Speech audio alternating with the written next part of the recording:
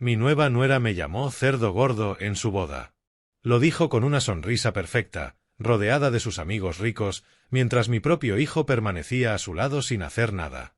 Todos rieron. Pensaban que estaban contando un chiste. No tenían idea de que, en realidad, estaban firmando un cheque que su familia entera no podría pagar. No sabían que el hombre del que se burlaban, el hombre callado con un traje que no le quedaba bien, acababa de comprar la empresa del padre de la novia. Cuando se dieron cuenta de la verdad, ya era demasiado tarde. Antes de contarte cómo convertí su risa en el silencio de una tumba, por favor dale me gusta al vídeo, suscríbete al canal y dime en los comentarios desde dónde estás viendo. Porque toda historia de justicia necesita testigos. El sonido de la grava bajo las ruedas de mi Lincoln Town Car de 10 años crujía al avanzar por el largo camino de entrada. Era un sonido que no pertenecía a ese lugar, el sonido de un hombre trabajador en un mundo de sedanes alemanes silenciosos y deportivos italianos rugientes. El Greenwich Hills Country Club se alzaba ante mí, un monumento de piedra, cristal y arrogancia de viejo dinero. Había pagado la mitad de aquella boda, un detalle que mi hijo Kevin había olvidado convenientemente mencionar a su nueva familia. Pero aún así, sentía que estaba entrando por la puerta de servicio. Me acomodé la corbata, el nudo parecía más apretado de lo normal. El traje era bueno, de cegna, pero tenía 5 años. De una época anterior a cuando mi médico comenzó a hablar de mi colesterol con tono decepcionado. En mí, el traje ya no parecía una señal de éxito, sino el recuerdo de un tiempo en el que aún me esforzaba por aparentarlo. Kevin me recibió en la entrada principal, su rostro era una mezcla de alivio y ansiedad. Se veía apuesto con su smoking, pero sus ojos se movían nerviosos, como si temiera que algún pariente de su nueva familia nos viera juntos. «Papá, llegaste», dijo, dándome un abrazo rápido y torpe. «Me alegra tanto que estés aquí. Solo, trata de pasarla bien, ¿sí? La familia de Tiffany puede ser un poco formal». Formal era la nueva palabra de Kevin para decir ricos y condescendientes. Había adquirido todo un nuevo vocabulario desde que conoció a Tiffany Sterling. Un hombre con el cabello plateado perfectamente peinado y una sonrisa que no alcanzaba sus ojos se acercó a nosotros. Richard Sterling, el padre de la novia. Extendió una mano suave, con un apretón débil y despectivo. «Ah, señor Caldwell», dijo con voz tan pulida como un whisky añejo. «Un placer por fin conocerlo. Kevin nos ha hablado tanto de usted. Está en consultoría, ¿verdad?» Esa breve pausa antes de decir consultoría fue una pequeña y calculada ofensa, una palmadita verbal en la cabeza del simple hombre de clase trabajadora. Solo sonreí. Algo así. Ayudo a las empresas con sus transiciones. Era cierto, en cierto modo.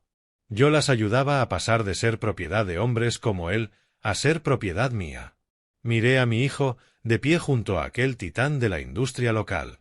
Y no vi a un hombre de 28 años, sino a un niño con grasa en la mejilla, sentado en un taburete de nuestro garaje, mirándome con ojos curiosos mientras yo soldaba una placa base. Aquel garaje fue donde nació mi primera empresa, una firma de software logístico que construí con mis propias manos y 20 horas de trabajo diarias. Kevin recordaba el olor a café quemado y el desorden, pero no recordaba el día en que vendí esa empresa por una suma de 9 cifras. Con ese dinero le di la mejor educación, las mejores oportunidades, una vida libre de las luchas que yo conocí. Y con el resto, construí silenciosamente JC Capital, una firma de inversión tan privada y discreta que su nombre solo se susurraba en las salas de juntas más exclusivas. Nunca se lo conté a Kevin. Quería que hiciera su propio camino, que forjara carácter sin el apoyo de una herencia colosal. Ahora empezaba a ver el error catastrófico en esa decisión. Tiffany se acercó a nosotros, flotando entre encaje blanco y diamantes, su sonrisa tan brillante y fría como una mañana de invierno. Me miró como si yo fuera invisible. «Oh, papá, estás aquí», dijo, con una voz que tintineaba como hielo en una copa de cristal. El uso de la palabra papá sonaba completamente ensayado. «Mi madre muere por conocerte». Tomó el brazo de Kevin, sus uñas rojas hundiéndose en la tela de su smoking, y se lo llevó hacia un grupo de invitados, dejándome solo en el gran vestíbulo. Ya no era un padre. Era un obstáculo que debía gestionarse.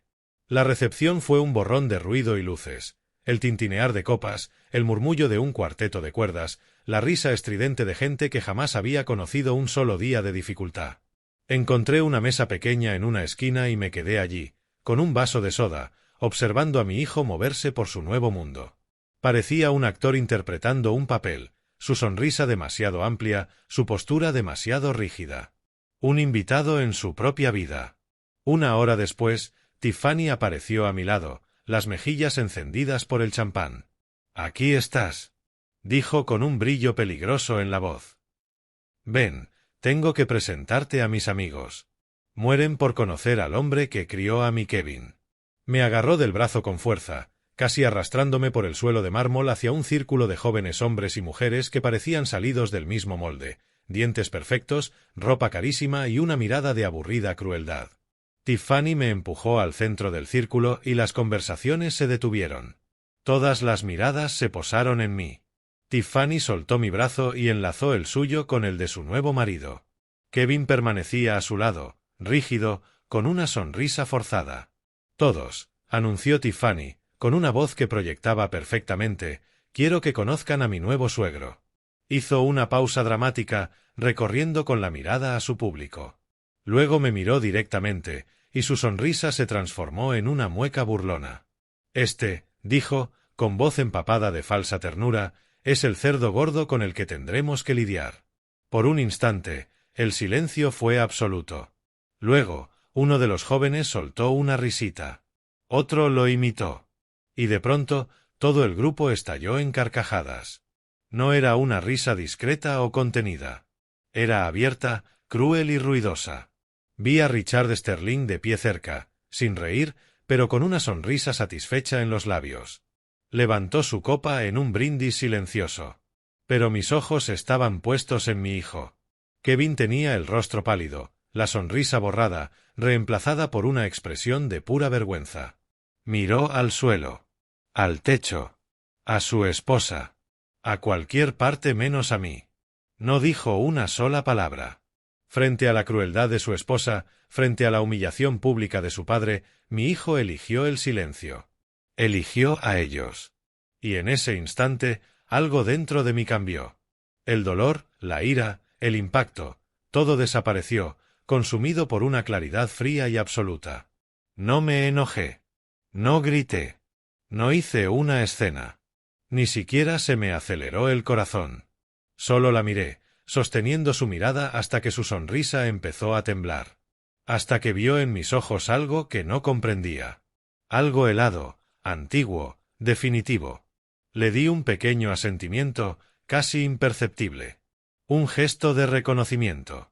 Luego les di la espalda y me marché. Encontré una terraza vacía con vista al hoyo 18 del campo de golf. El aire fresco de la noche se sentía bien en mi rostro. Necesitaba un momento para dejar que las piezas encajaran, para que todo tomara forma en mi mente. El sonido de la fiesta se desvanecía detrás de mí, reemplazado por el canto de los grillos. Estaba allí, en la oscuridad tranquila, cuando escuché una voz. Era Richard Sterling, de espaldas, hablando por teléfono en un tono bajo y frenético. «No me importa lo que tengas que hacer», decía entre dientes. «Averigua quiénes son. ¿Qué demonios es JC Capital? ¿Cómo compraron esa deuda al banco sin que nadie se enterara? Esta es la empresa de mi familia. No permitiré que un inversor sin rostro me la robe. Encuéntralos. Quiero un nombre». Retrocedí un paso hacia las sombras, una sonrisa lenta extendiéndose en mi rostro por primera vez esa noche. Un nombre. Quería un nombre. Mientras escuchaba el pánico en su voz, pensé en mi viejo garaje. En la satisfacción de construir algo desde cero. En ver cómo las piezas desesperadas se unían para formar una máquina poderosa y eficiente. Había pasado mi vida construyendo. Ahora dedicaría mi talento al arte de desmantelar. La boda había terminado. El regalo había sido entregado. Era hora de que yo diera el mío. El tablero estaba listo. Las piezas, en movimiento. Y Richard Sterling aún no sabía, que ya estaba en jaque mate. El sol se alzó sobre Manhattan, pero yo llevaba horas despierto. No había pasado la noche dando vueltas en la cama, ni reviviendo la humillación. Había dormido profundamente, sin sueños. Ese tipo de descanso que solo llega cuando el caos del mundo se alinea con un propósito claro. La ira que sentí no era un fuego ardiente. Se había enfriado, endurecido, convertido en algo mucho más útil, una herramienta. Mi hijo Kevin creía que yo vivía en una pequeña casa ordenada en un tranquilo suburbio de Nueva Jersey. Un hogar cómodo, lleno de recuerdos de su madre, un escenario mantenido solo por apariencias. El papel del consultor retirado y sencillo que él necesitaba que yo fuera. Pero esa no era mi casa. Estaba en mi verdadero hogar, un ático frente a Central Park. Líneas limpias, suelos de concreto pulido, paredes de cristal de suelo a techo. El espacio era minimalista, casi monástico. Nada de desorden. Una sola pintura abstracta colgaba en la pared, con trazos violentos de color que contrastaban con el gris y blanco sereno del lugar. La única otra decoración era la propia ciudad de Nueva York, extendiéndose abajo como un mapa de mi ambición. Vestía un pijama de seda, la tela fría contra mi piel, y sostenía un vaso de agua más cara que el vino que sirvieron en la boda. Caminé hacia la pared negra de ónix que albergaba mi centro de comunicaciones. No había teléfono ni portátil. Solo dije: computadora, videollamada con David Chen. Una sección de la pared brilló y cobró vida, revelando una pantalla de alta definición. Después de unos segundos, apareció el rostro de David. Estaba en su despacho, ya vestido con camisa y corbata, frente a una estantería llena de libros de derecho encuadernados en cuero. Siempre impecable. Señor, buenos días, dijo con voz profesional y serena. Confío en que haya tenido un fin de semana agradable. Tomé un sorbo de agua. El fin de semana fue revelador, David. Caminé hacia la ventana, mirando los taxis amarillos que desde esa altura parecían diminutos insectos. Hablemos de Sterling Manufacturing. David asintió, tecleando en un teclado invisible. Por supuesto. Estamos siguiendo el plan previsto. El último tramo de deuda convertible se adquirió el viernes por la tarde. Ahora tenemos el control mayoritario. El plan de transición está listo para ejecutarse. Permitiremos que Richard Sterling continúe como director ejecutivo durante 6 meses para garantizar una transición suave, gestionar el cierre del cuarto trimestre y evitar el pánico entre el personal o los proveedores. Después de eso, instalaremos nuestra propia dirección y comenzaremos la reestructuración.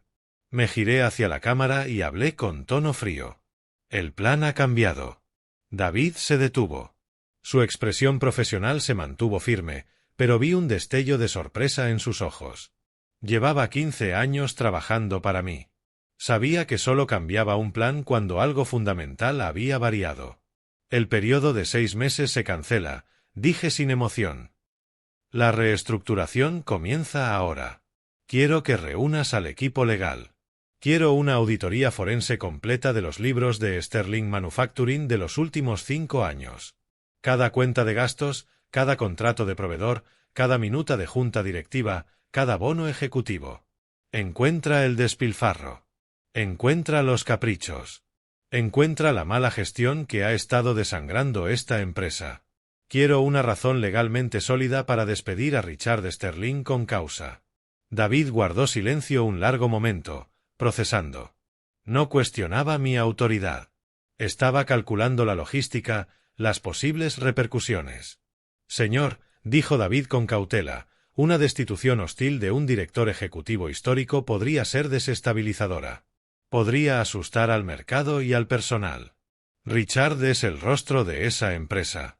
Richard Sterling es el rostro de su decadencia, lo corregí.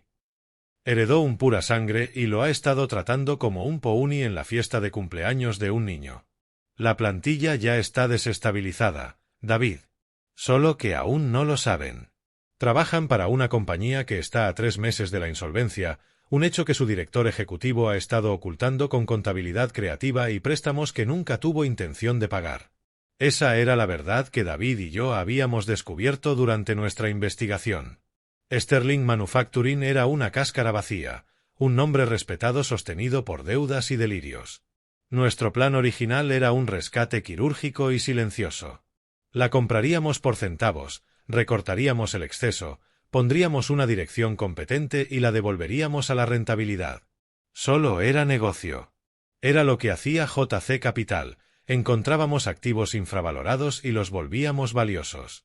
Pero mientras observaba el amanecer reflejarse en los rascacielos, entendí que ya no se trataba de negocios. Anoche, en aquella boda, Richard Sterling había sonreído con suficiencia mientras su hija me llamaba cerdo. Había brindado por mi humillación. Había contemplado la traición de mi hijo y la había aprobado. Dejó de ser cuestión de cifras. Se convirtió en cuestión de dignidad, en la diferencia entre el resultado final y el remate final. No quiero darle un paracaídas de oro, David, dije, bajando la voz hasta casi un susurro. Quiero darle una caja de cartón y un guardia de seguridad que lo escolte al estacionamiento. El gesto de David cambió. La preocupación profesional dio paso a una mirada de comprensión leal y nítida. Me conocía lo suficiente para saber que ya no hablábamos de negociación. Hablábamos de ejecución. ¿Y el liderazgo?, preguntó. Asumiré personalmente el puesto de presidente del consejo, respondí. Con efecto inmediato. Convoca una reunión extraordinaria de la Junta para el próximo lunes. Asistencia obligatoria. Infórmales que el nuevo propietario estará presente para exponer el futuro de la empresa. Entendido, señor. ¿Y el señor Sterling? No le digas quién es el nuevo dueño, ordené. Déjalo pasar la semana sudando. Que se pregunte cuál de sus amigos del club de campo vino a destripar el legado de su familia. Que agote todos sus favores, que llame a todos sus contactos. Quiero que entre a esa sala de juntas el lunes lleno de miedo, pero todavía aferrado a una pequeña chispa de esperanza. Una leve sonrisa se dibujó en mis labios. La esperanza, murmuré, es lo que hace que la caída sea inolvidable. David Chen, el abogado más despiadado que he conocido, asintió con un leve gesto de respeto. Entendido, señor. Tendrá el informe preliminar sobre las causas de despido en su escritorio antes del mediodía. La Junta será notificada dentro de la hora. Gracias, David. La pantalla se apagó, devolviendo a la pared su brillo de ónix perfecto. El ático volvió a quedar en silencio, salvo por el zumbido bajo del sistema de ventilación. Caminé hacia la cocina, una extensión impecable de mármol italiano y acero inoxidable. Presioné un botón en la cafetera integrada. El sonido de los granos moliéndose llenó el aire. Mientras la máquina trabajaba, observé mi reflejo en el acero pulido. El hombre que me devolvía la mirada no era el padre fuera de lugar del traje viejo de anoche. Ese hombre era una ficción, un disfraz que usaba por el bien de mi hijo. El hombre que estaba allí ahora era el verdadero yo, el que construyó un imperio desde un garaje, el que entendía que, en los negocios, como en la vida, o comes o te comen. La máquina siseó, sirviendo un espresso perfecto en una pequeña taza de porcelana. Bebí un sorbo. El líquido amargo y caliente me despertó por completo. Tiffany había querido presentarles a sus amigos al cerdo.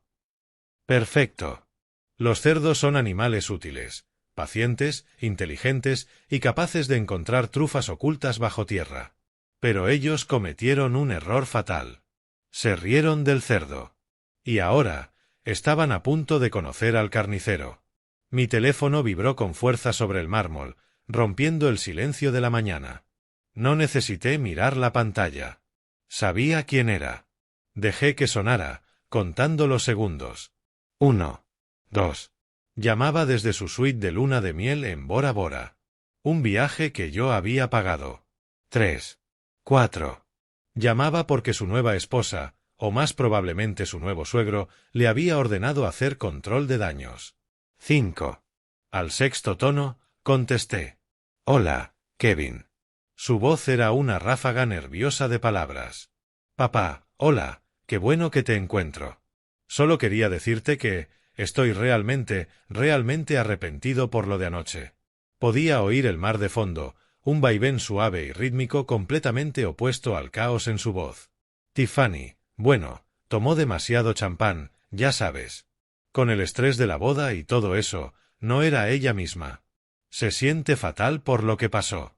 Los dos lo sentimos. Las excusas eran tan frágiles y transparentes como las cortinas de seda que cubrían mis ventanas. No se disculpaba por lo que ella hizo, sino porque lo hizo en público. No sentía remordimiento por la ofensa, sino miedo por las consecuencias. Y eso no es lo mismo. Un hombre realmente arrepentido no culpa al champán. Caminé hacia la ventana, observando la ciudad debajo, un río de taxis amarillos fluyendo por la Quinta Avenida. Gente con lugares a donde ir, cosas que construir, vidas que vivir. Desde esa altura, todos parecían diminutos. Kevin, dije, con voz calmada y razonable, estás en tu luna de miel. No deberías preocuparte por esto. Hubo una pausa.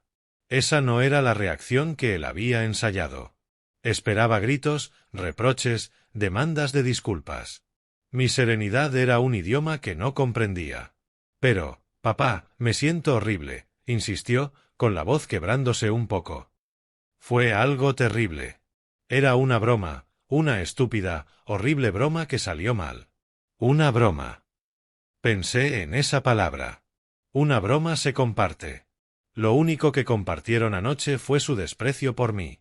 Miré un halcón que sobrevolaba Central Park, dueño de su dominio, paciente, observador. No hay nada de que sentirse mal, hijo, dije, con una cortesía que era, en sí misma, un arma. Ya está en el pasado. Se acabó. Ahora quiero que cuelgues, busques a tu esposa y disfrutes de la playa. Esa es una orden de tu viejo. Pero papá. Ve, repetí, con voz más firme. Disfruta Bora Bora.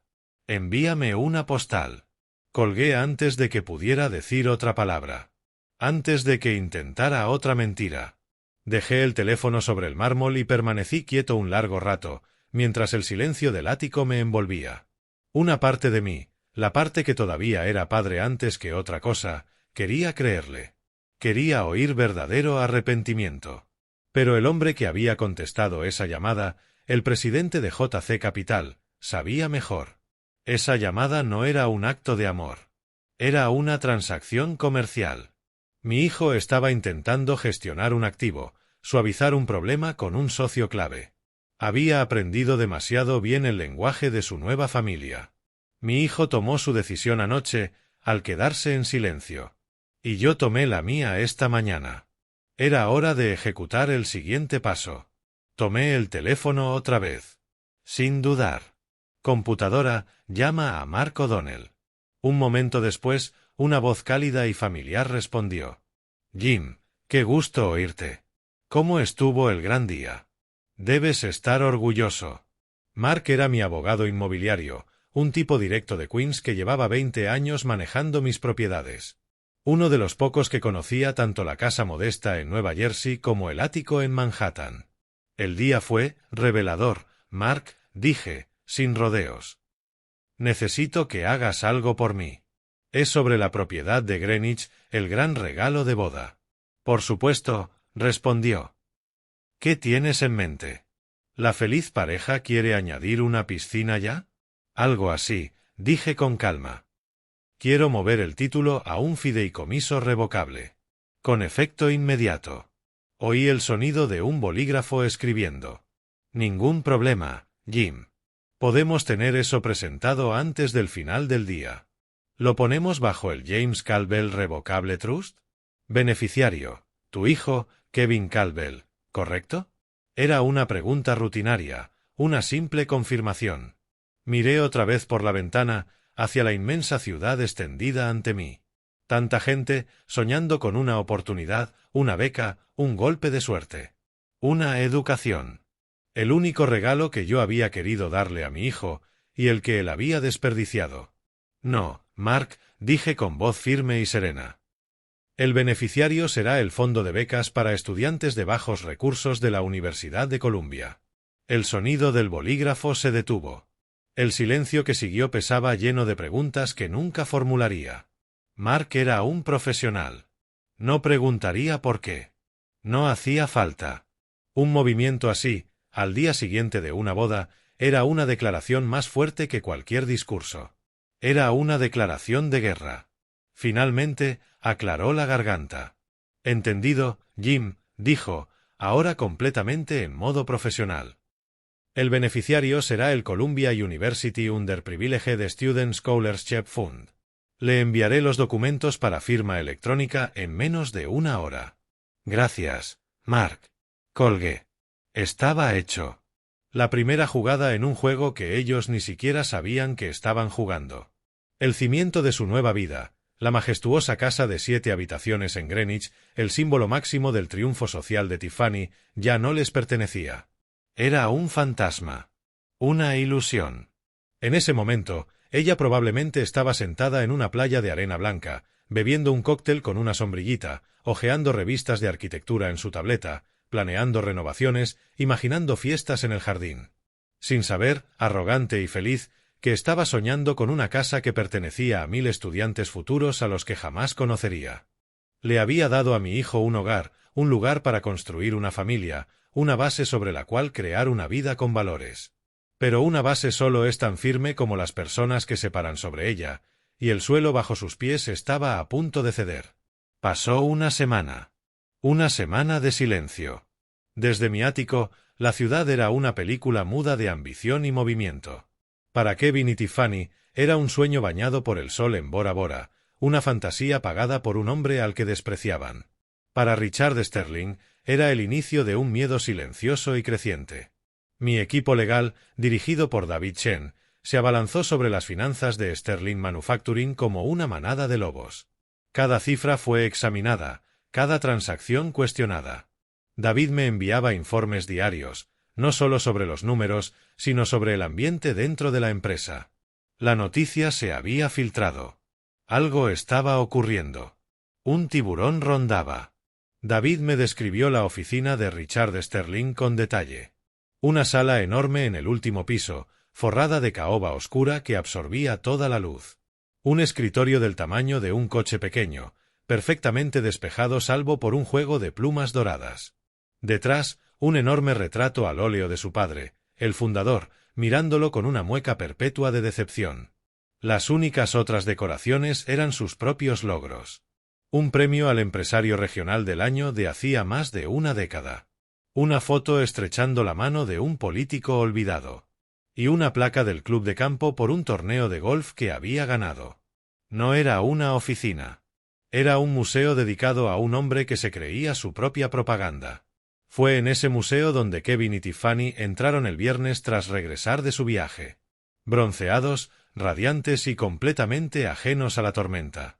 Encontraron a Richard junto a la ventana, con un vaso de Macallan 25 en la mano, mirando hacia la planta de producción. Según las fuentes de David, ofreció una actuación magnífica, como un rey contemplando su reino. «Ah, la feliz pareja», tronó, girándose hacia ellos con una sonrisa amplia. ¿Cómo estuvo el Pacífico Sur? ¿Ya se sacaron toda la relajación del cuerpo? Es hora de volver al mundo real. Fue increíble, papá, dijo Tiffany, besándole la mejilla. Pero es bueno estar en casa. Miró la oficina con aire de dueña, como si ya midiera las cortinas nuevas. Richard rió, una carcajada grave diseñada para sonar poderosa. Perfecto, porque se vienen grandes cosas. Estamos evaluando una nueva planta en el Medio Oeste, totalmente automatizada. El futuro de la manufactura estadounidense. Llevo meses trabajando en ello. Era mentira. Lo único en lo que había trabajado esos meses era en conseguir otro préstamo, para poder pagar su nómina. Kevin, el yerno perfecto, asintió impresionado. Eso es increíble, señor. Así es como trabajamos, hijo, dijo Richard, dándole una palmada en el hombro. Caminó hasta su mueble bar para refrescar su copa. Sabes, hubo un pequeño contratiempo hace unas semanas. Un fondo buitre intentando meter mano en nuestra deuda, pero todo quedó resuelto. Solo hay que recordarles con quién tratan. El apellido Sterling todavía significa algo en este estado. Era un hombre silbando al pasar junto a un cementerio. Aquel fondo buitre no se había asustado, simplemente había terminado su comida. Entonces se volvió hacia ellos, inflando el pecho de orgullo, y pronunció la frase que sellaría su destino. De hecho, dijo, deberían venir a la reunión de la Junta el lunes por la mañana. Les vendrá bien. Una pequeña lección de cómo se maneja un imperio de verdad. Verán a su viejo en acción. Le guiñó un ojo a Tiffany. Es hora de que veas con qué te casaste. En ese preciso instante de arrogancia máxima, la puerta de su despacho se abrió de golpe.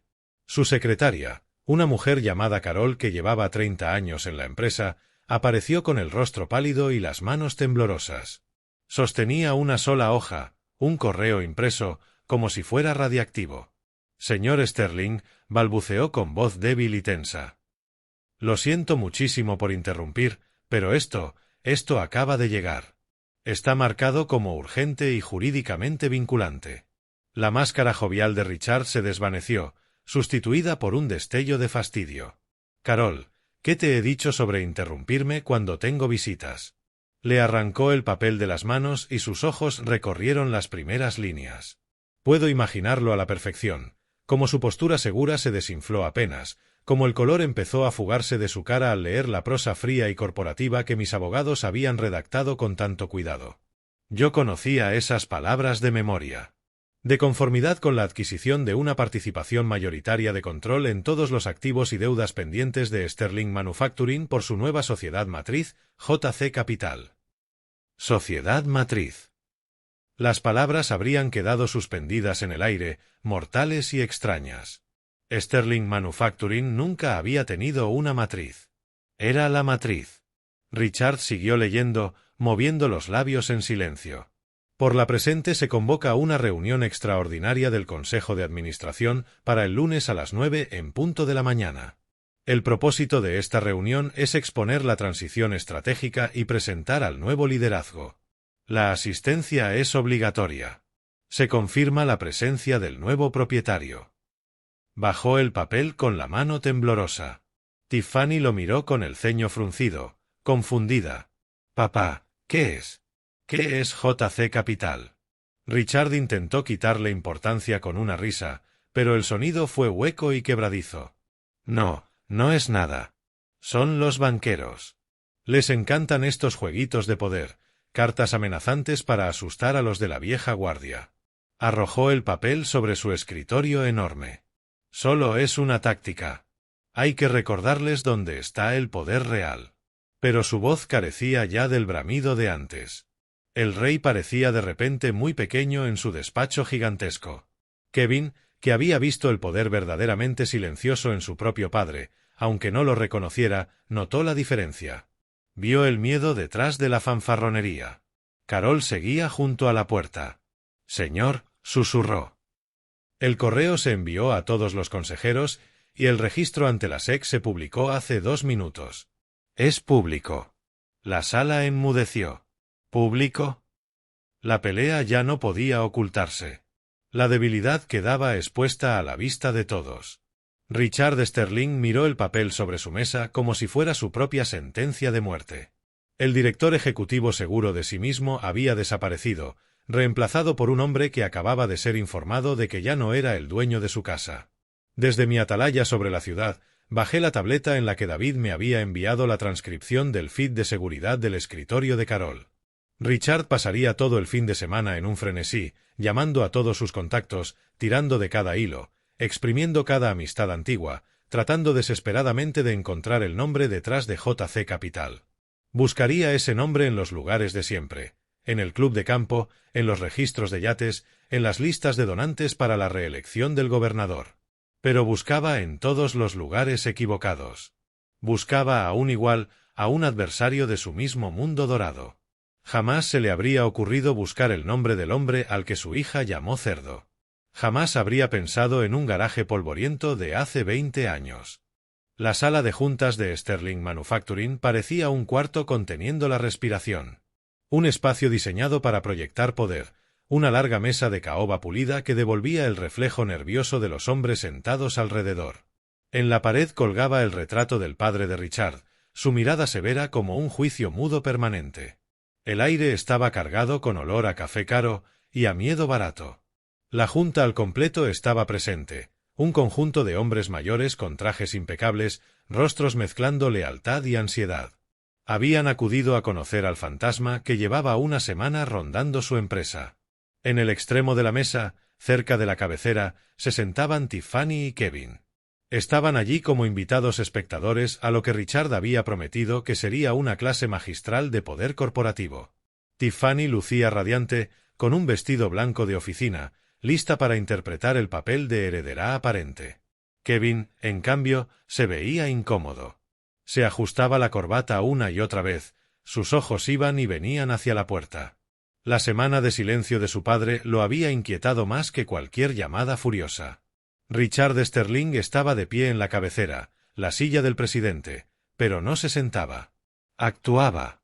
Paseaba de un lado a otro, intentando proyectar calma y control, pero sus movimientos eran demasiado cortantes y su sonrisa demasiado tensa. Había pasado el fin de semana cobrando favores y activando conexiones, y no logró nada. JC Capital era un fantasma, un agujero negro que se había tragado la deuda y el capital de su empresa sin dejar rastro.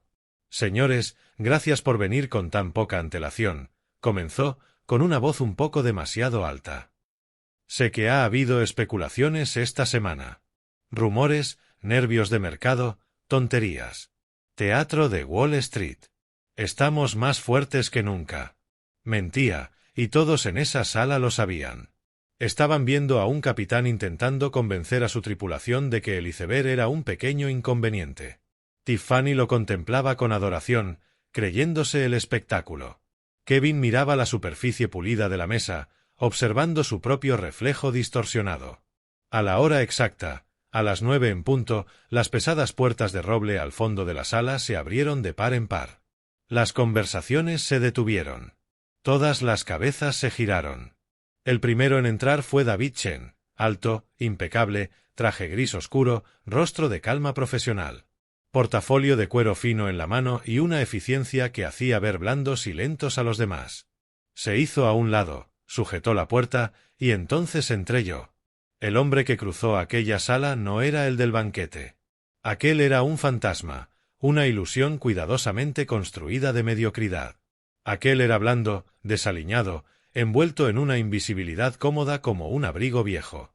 Este hombre era distinto. Llevaba un traje a medida de Tom Ford, la lana carbón me ajustaba como una segunda piel. Un traje que era armadura y arma a la vez.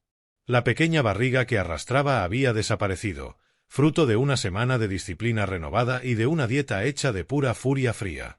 El cabello, corto y preciso. La cara, perfectamente afeitada. Caminé con una determinación que no me había permitido mostrar en años. No era el suegro. No era el consultor retirado. Era el fundador y único propietario de JC Capital. Era el tiburón al que tanto temían. Silencio. Un silencio hondo, absoluto y asustado cayó sobre la estancia. Los consejeros miraban de mí a Richard y de Richard a mí, con el desconcierto pintado en la cara. ¿Quién era este desconocido? Pero Richard sí sabía. El rubor falso de su autoconfianza se evaporó, dejándolo completamente blanco. Blanco hueso.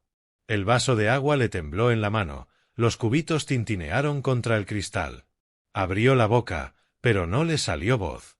Me miró como si viera a un fantasma escapado de una pesadilla que no sabía que había soñado.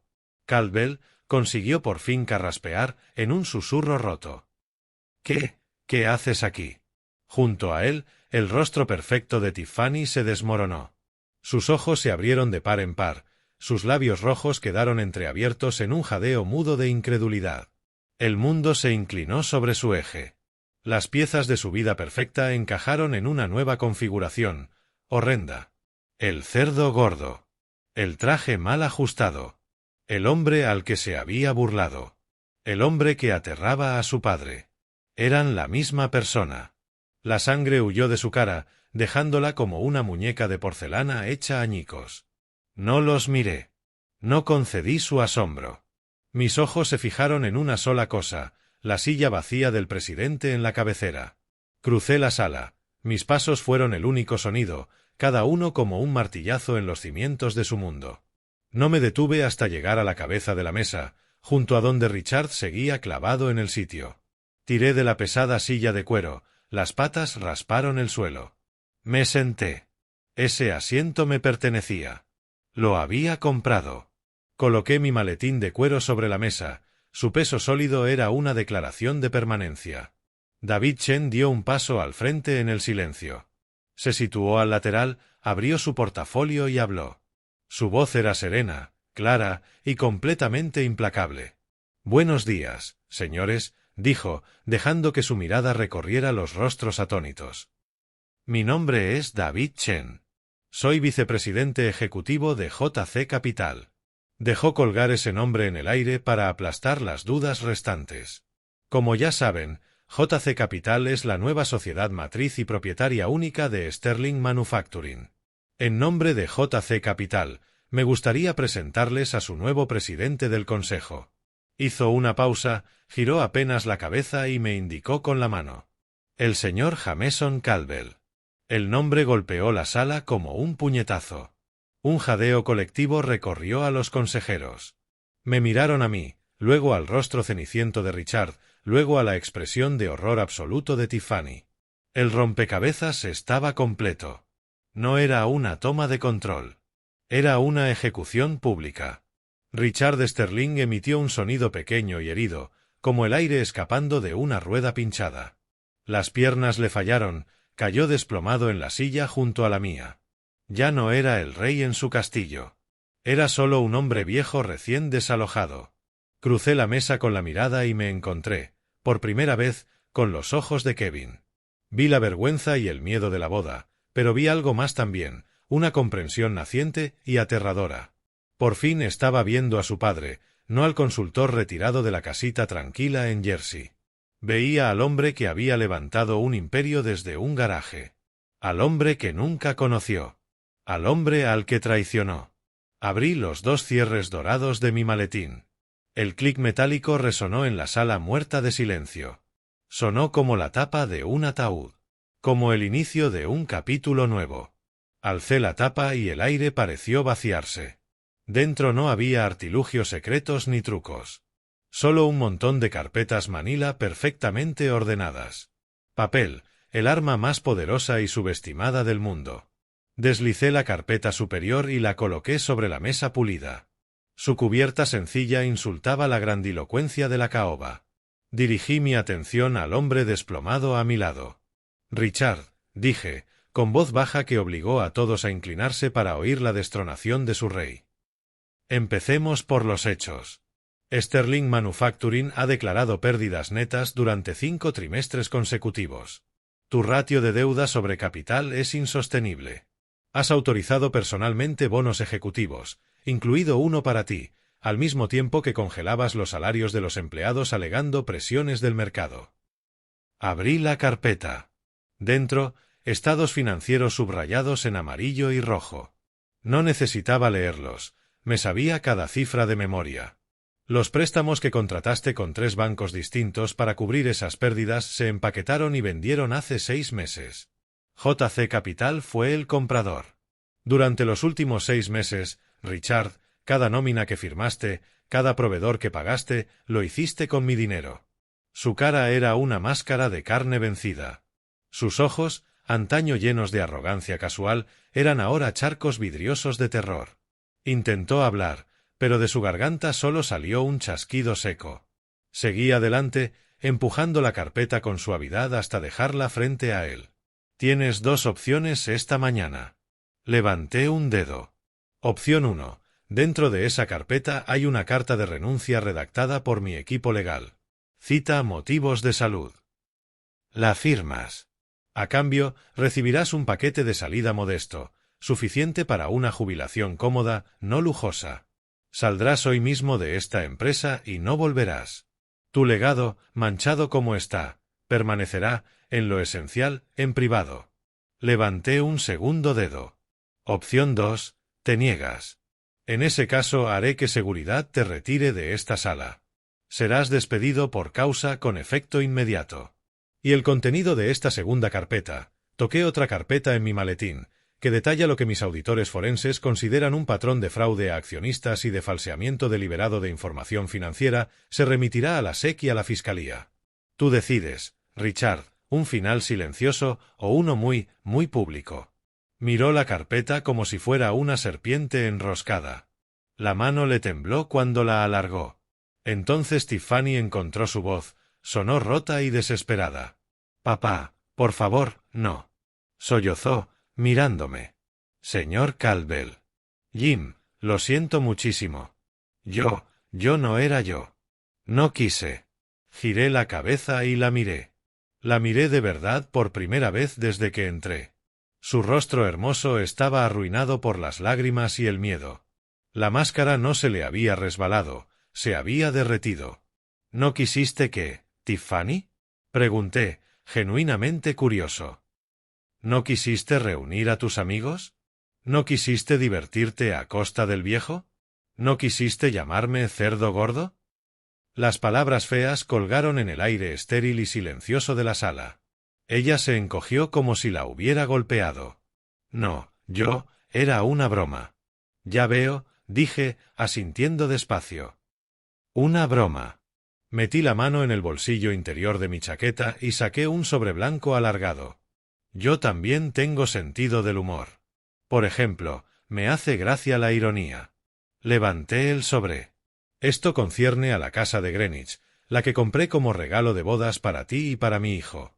En sus ojos prendió una chispa de esperanza desesperada. Tal vez era una negociación. Tal vez ese era su camino de vuelta. «Esta semana tuve una larga conversación con mi abogado y con mi asesor financiero», proseguí. «Decidimos que un activo de ese tamaño podría tener un uso mejor». Lancé el sobre la mesa. Se deslizó por la madera pulida y se detuvo frente a ella. «La escritura de esa casa se transfirió esta mañana. He donado la propiedad íntegra a un fondo de becas para estudiantes sin recursos. El hogar de Tiffany y Kevin Caldwell para futuros líderes suena bonito, ¿no te parece?». Su rostro se desmoronó. La última hebra de esperanza murió, reemplazada por una desesperación cruda, gutural. Miró el sobre, con sus sueños de fiestas en el jardín y triunfos sociales convirtiéndose en ceniza en su boca. Luego metí la mano en el maletín una última vez y saqué un cheque sencillo, de empresa. Lo deslicé hasta ella. Fue a parar junto al sobre. «Esto, sin embargo, es para ti», dije. «Es un cheque por $5,000. Debería bastar para el depósito de un piso pequeño y el coste de una mudanza. Siempre he creído en ayudar a quien lo necesita». La crueldad calculada del gesto aterrizó con precisión quirúrgica. Había tomado su insulto y su forma de ver el mundo, y se lo devolví convertido en espejo. Por último, volví la mirada hacia el último en la mesa, mi hijo. Kevin no se había movido ni dicho palabra. Solo había contemplado la demolición total del mundo al que tanto se esforzó por pertenecer. Me miraba ahora con una tormenta caótica en los ojos, miedo, vergüenza y algo que no había visto antes. Un destello de asombro. Mi voz se suavizó, perdió el filo clínico, pero no la autoridad. «Kevin». Él dio un respingo, como si oír su nombre lo sorprendiera. «Hace un año», dije, «antes incluso de que conocieras a Tiffany, te dije que había un trabajo esperándote en JC Capital si lo querías, analista junior». «¿Lo recuerdas?». Asintió, aturdido, incapaz de hablar. «El puesto sigue abierto», dije. «Está en el sótano. Traerás cafés. Harás hojas de cálculo. Serás el último de la fila. Empezarás desde abajo, sin tratos especiales. Aprenderás el valor de construir con tus propias manos, como yo. Ganarás tu dignidad». Hice una pausa, dejando que la alternativa pesara. «O puedes irte con ella. Puedes intentar construir una vida sobre una base de disculpas y lamentos». Me puse de pie. La silla rozó el suelo con un sonido suave. Miré a mi hijo, un muchacho roto, sentado entre las ruinas de sus decisiones. «Tienes 24 horas para llamar a David Chen con tu decisión». Abroché el único botón de mi chaqueta Tom Ford, un gesto nítido y final. No miré a Richard mientras firmaba, trémulo, su propia sentencia corporativa. No miré a Tiffany mientras sollozaba en sus manos. No miré a nadie. Di la espalda a los escombros que había creado y caminé hacia las pesadas puertas de roble. Se cerraron detrás de mí con un clic sólido y definitivo. La batalla había terminado. El orden se había restaurado. No los destruí con rabia, sino con consecuencias. Les tendí un espejo y se hicieron pedazos contra su propio reflejo. Mientras avanzaba por el pasillo alfombrado y silencioso, no sentí triunfo. No sentí alegría. Sentí la satisfacción honda y serena de una deuda por fin saldada.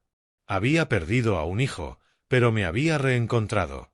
Y, en el silencio de mi propio imperio, eso era una victoria. Esta historia es una lección poderosa sobre la fuerza callada que se esconde bajo un exterior sencillo.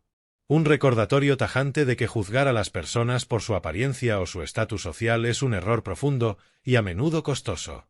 El verdadero poder no se halla en las fanfarronadas ni en la riqueza heredada, sino en el trabajo silencioso y metódico de toda una vida. El respeto y la dignidad son las piedras angulares de cualquier relación. Cuando se quiebran con arrogancia, el arquitecto de ese desprecio acaba inevitablemente de pie entre las ruinas, por haber subestimado los cimientos que decidió destruir. ¿Qué te pareció la lección definitiva de Jameson sobre el respeto? Cuéntamelo en los comentarios y no olvides suscribirte para más historias en las que el infravalorado termina con las cartas ganadoras.